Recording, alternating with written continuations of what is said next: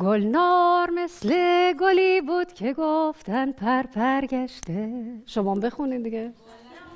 مثل گلی بود که گفتن پر گشته، شکر خدا دوباره بده ما برگشته. آقایون حالا من صاحب جنگم.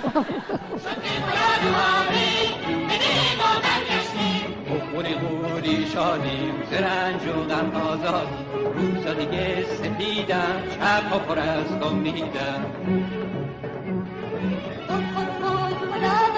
شادی کنیم بچه ها، عمر قصه سر اومد، روزهای بهتر اومد.